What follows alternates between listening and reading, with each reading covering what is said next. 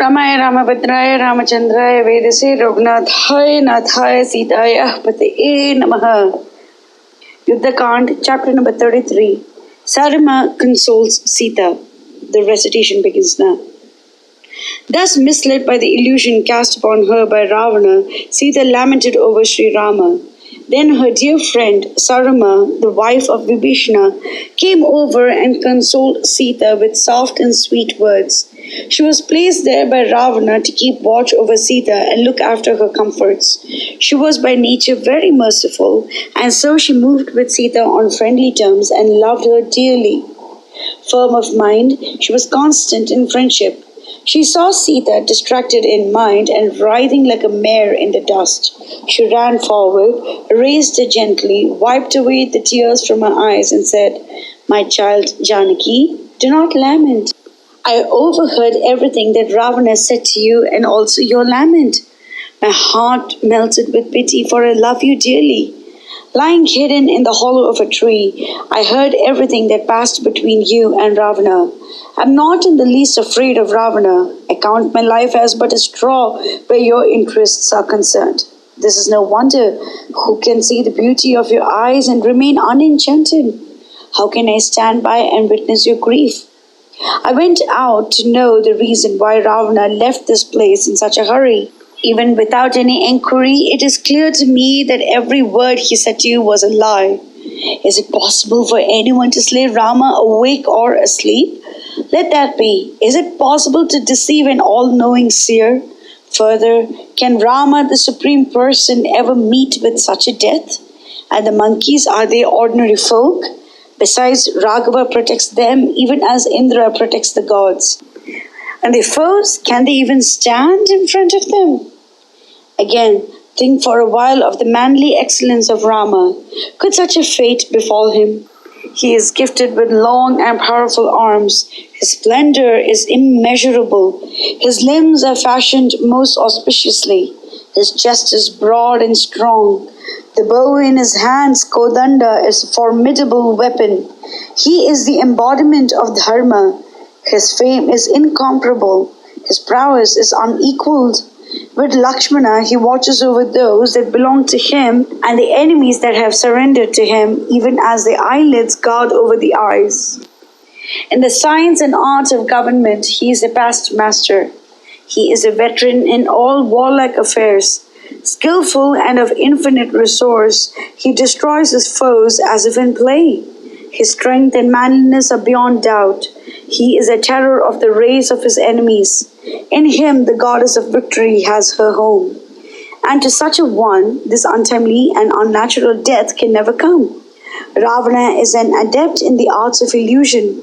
Cruel by nature, he is the foe of all created beings. He practiced this deceit upon you simply because his heart is drawn towards mean and unworthy deeds. You have come to the end of your sorrows. All happiness will be yours hereafter. Wealth, joy, and victory are waiting to join you. I shall tell you something to increase your joy. Listen, Rama has crossed this ocean with his monkey forces and along with Lakshmana is now encamped along the southern shore of the ocean. He is surrounded by myriads of valiant monkeys. All his plans have succeeded. I speak from direct knowledge. The spies sent by Ravana have brought news that Rama and Lakshmana and the monkey forces are here, and he is taking counsel with all his ministers as to what to do. Then there fell upon their ears the terrible noise like that of lions roaring, caused by Rakshasa forces starting towards the battlefield. The huge war drums, beaten by big rods of gold, reverberated like black cloud banks.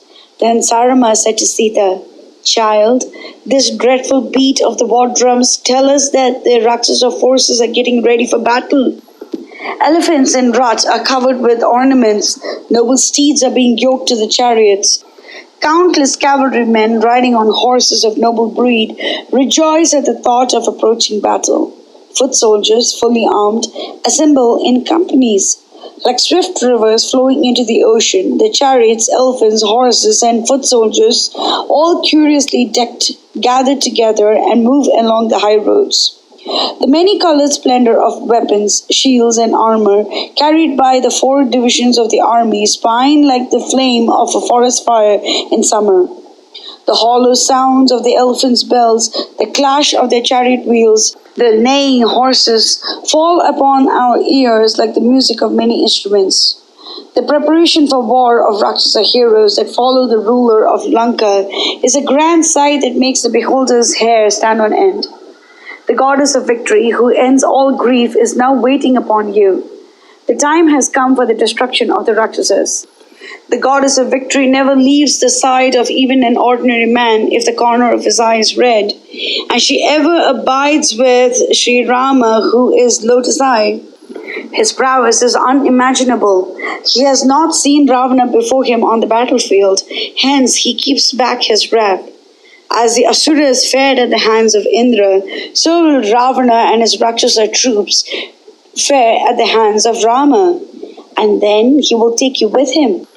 As in the far past, Mahavishnu and Indra destroyed the Daityas, your Lord and Lakshmana used against the Rakshasas their strength and valor. All your enemies fallen, all your wishes fulfilled, you will sit on the lap of Sri Rama. My eyes will behold your happy face, you jewel of wifely virtue and purity. They will behold the happy face of Rama reunited with you after long parting and mighty efforts. And the joy of this sight shall be for all that I now do for your sake. Soon I shall see you with your husband. You will embrace him and shed tears of joy on his broad bosom.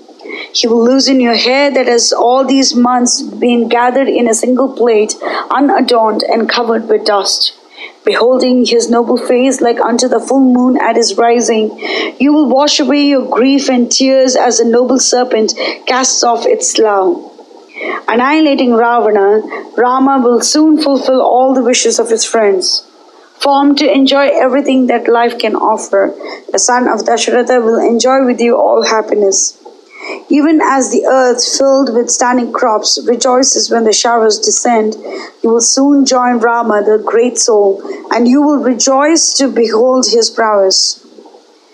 Offer your salutations to Surya, who like a noble steed runs in 30 muhurtas his course round Meru, the mountain of gold.